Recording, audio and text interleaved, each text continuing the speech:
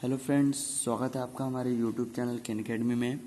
मैं आज आपके लिए लेकर आया हूँ एक नई वीडियो जिसमें मैं आपको इंटेंसिटी ऑफ इलेक्ट्रिक फील्ड के बारे में बताऊंगा।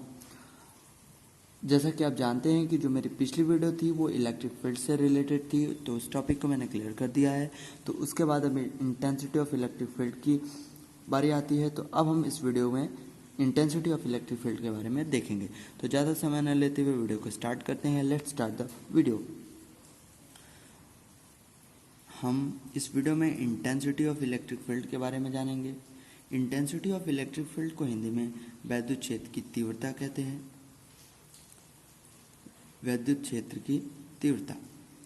तो इंटेंसिटी ऑफ इलेक्ट्रिक फील्ड को समझने के लिए थोड़ा एक चीज़ और हम समझेंगे, ग्रेविटेशनल फील्ड ऑफ मास। जैसे हमारे पास मान लेते हैं ये हमारा कोई ग्रेविटेशनल फील्ड ऑफ मास है। तो ग्रेविटेशनल फील्ड ऑफ मास में किसी पॉइंट पर हमारा एक टेस्ट मास है, इसको हम टेस्ट मास बोलेंगे, इसको m0 बोलेंगे। मान लेते हैं इस पॉइंट पर हमारा एक टेस्ट मास है और इस टेस्ट मास पे लगने वाला जो ग्रेविटेशनल फोर्स है वो हमारा ये F है। इसको हमने F के टर्म में लिखा है। तो जो इंटेंसिटी ऑफ ग्रेविटेशनल फील्ड होगा, यानी जो ये होगा Eg, intensity of gravitational field Eg, इसको हम इस टर्म में लिखेंगे F/m0। इस term intensity of gravitational field Eg is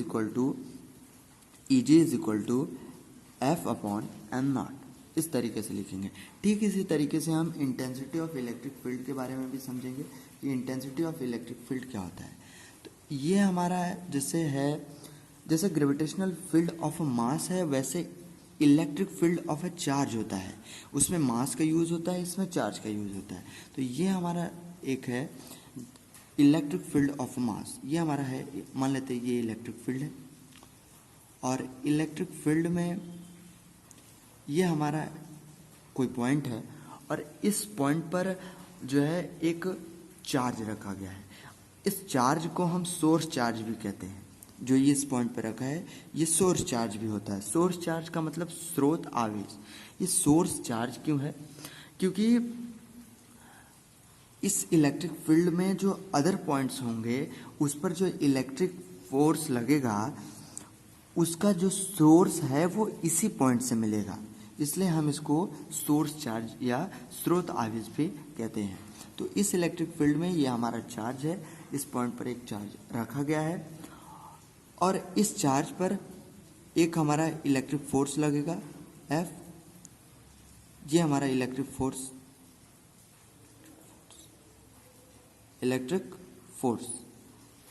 ये इस पे लगेगा। तो ठीक इसी तरीके से हम इसको इस टर्म में लिखेंगे कैपिटल E।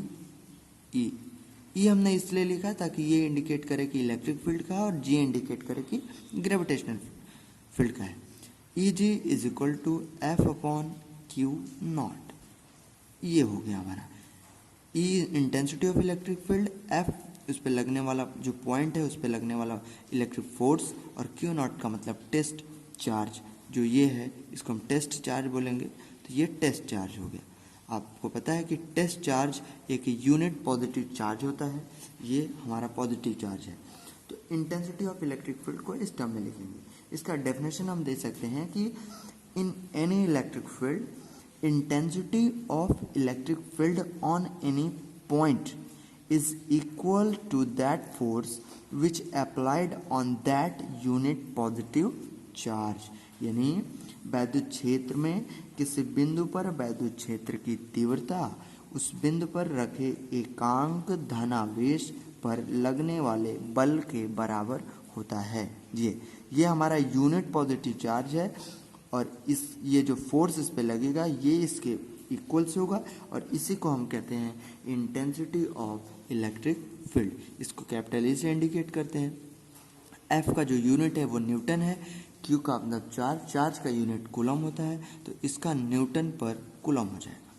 इसका जो यूनिट होगा वो हम हो जाएगा न्यूटन पर कूलम। इसका एक और यूनिट होता है जो बहुत इंपॉर्टेंट है, इसका अदर यूनिट होता है वोल्ट पर मीटर। ये वोल्ट पर मीटर जो होता है वो बहुत इंपॉर्टेंट होता है। अब अगला देखते हैं। अच्छा, जैसे हमारा कोई इंटेंसिटी ऑफ इलेक्ट्रिक फील्ड है, जैसे ये हमारा एक इलेक्ट्रिक फील्ड है, और इलेक्ट्रिक फील्ड का जो कंप्लीट इंटेंसिटी होगा, मतलब जो कुल तीव्रता होगी, उसमें उस बिंदु पर अलग अलग आवेश के कारण उत्पन्न वैद्युत क्षेत्र की तीव्रता के योग के बराबर होगी। मतलब इस पॉइंट पर, इस पॉइंट पर, इस पॉइंट पर, मतलब सबका सम कर देंगे तो जो इंटेंसिटी ऑफ इलेक्ट्रिक फील्ड होगा वो इसका कंप्लीट इंटेंसिटी होगा, मतलब पूरी तीव्रता होगी।